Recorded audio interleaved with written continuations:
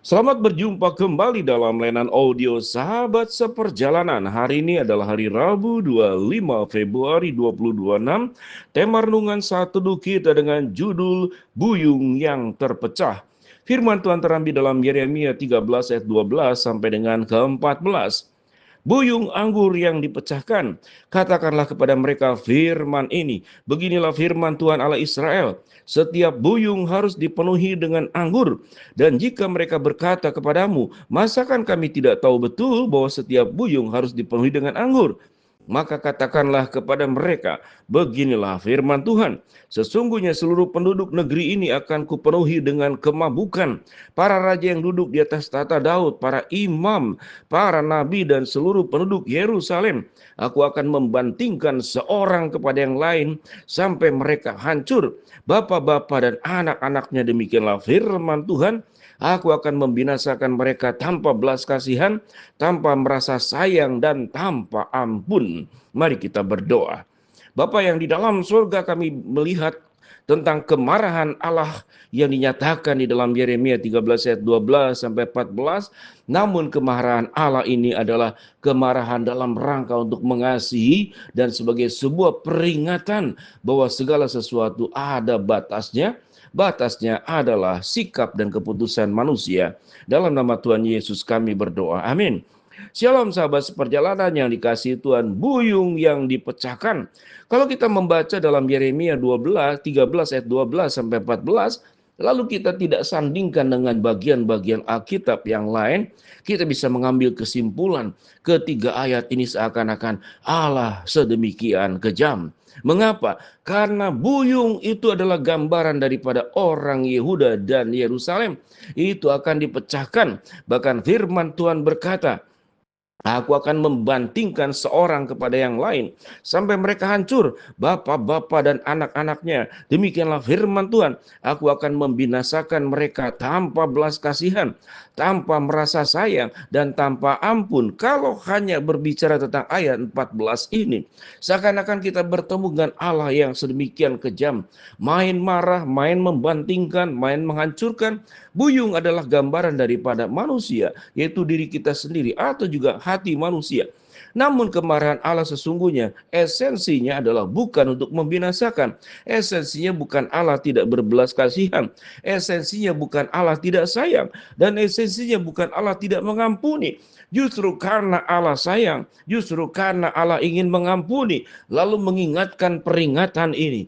Kalau engkau tidak bertobat, maka engkau akan seperti buyung yang terpecahkan ini.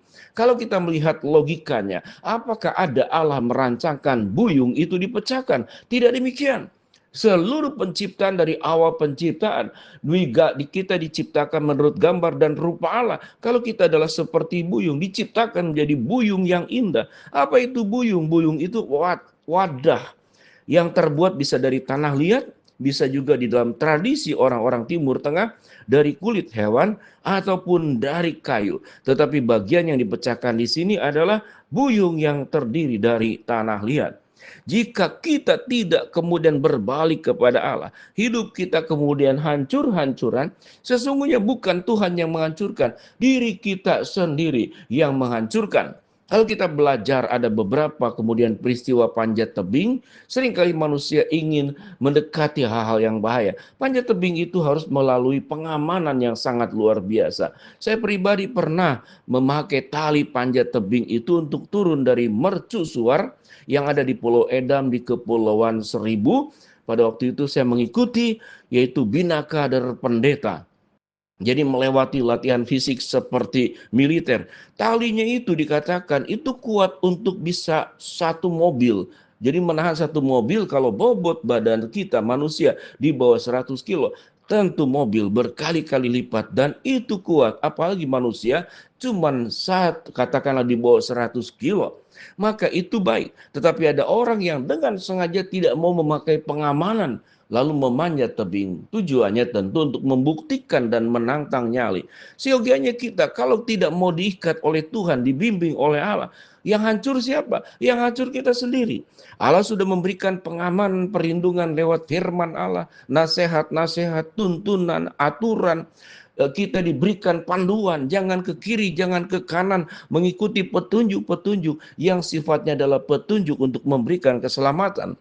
Lalu lintas seluruh petunjuknya ada dalam rangka kita dijaga keselamatannya. Keselamatan dalam Kristus itu memberikan petunjuk. Petunjuknya itu apa? Yaitu firman Allah. Kalau kemudian manusia berjalan dengan jalan sendiri, pikirannya sendiri, caranya sendiri, tidak mengikuti petunjuk Tuhan, yang terjadi apa? Mereka binasa, mereka hancur seperti buyung, dan anggur yang ada dalam buyung sebagai anugerah kehidupan yang ada pada diri kita, tentu akan terpecah kemudian jatuh, kemudian dia tidak ada lagi di tempat, menjadi sia-sia. Segala anugerah Tuhan yang sudah Tuhan berikan seperti anggur yang dalam buyung.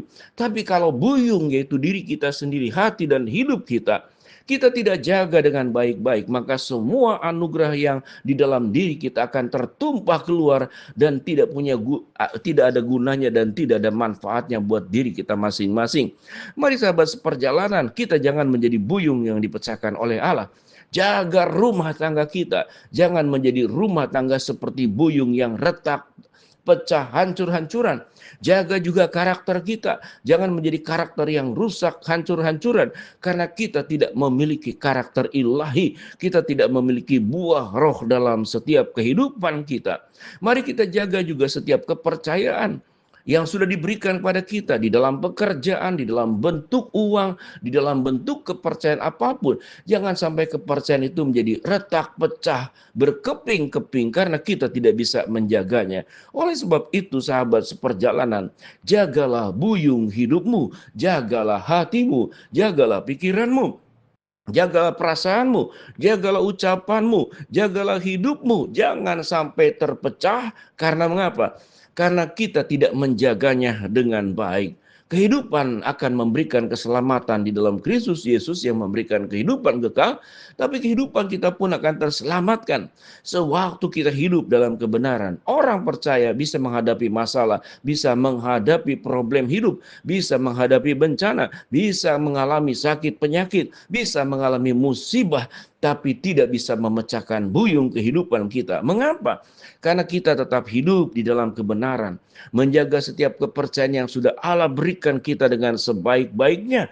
Kita tidak menjadi orang yang rusak karena hidup di dalam dosa. Karena dosa, ketidaktaatan kepada tuntunan dan aturan yang sudah Tuhan berikan kepada kita, hukum-hukum yang sudah Tuhan berikan kepada kita akan menghancurkan kita. Sama juga seperti orang Yehuda, Yerusalem, orang Israel yang hidupnya tidak sesuai dengan jalan Allah, maka dirinya sendirilah yang menghancurkan dirinya. Allah itu pengampun, Allah itu penuh dengan kasih sayang. Allah tidak pernah merancangkan kebinasaan, tapi rancangan damai sejahtera dan masa depan yang penuh dengan harapan. Kalau seakan-akan Tuhan itu marah dan ingin menghancurkan kita, maka siogianya sama seperti orang tua yang seringkali bisa mengancam anak, kamu tidak akan diakui sebagai anak kembali, keluarlah dari rumah ini.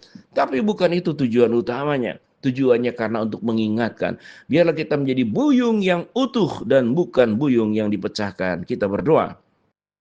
Bapa dalam surga, hamba-Mu berdoa buat sahabat seperjalanan yang sakit, Tuhan jamah sembuhkan. Sahabat seperjalanan yang sedang menghadapi masalah, Tuhan bukakan jalan. Sahabat seperjalanan yang sedang berdoa mengharapkan sesuatu, Tuhan kabulkan sesuai dengan waktu rencana Tuhan yang terbaik.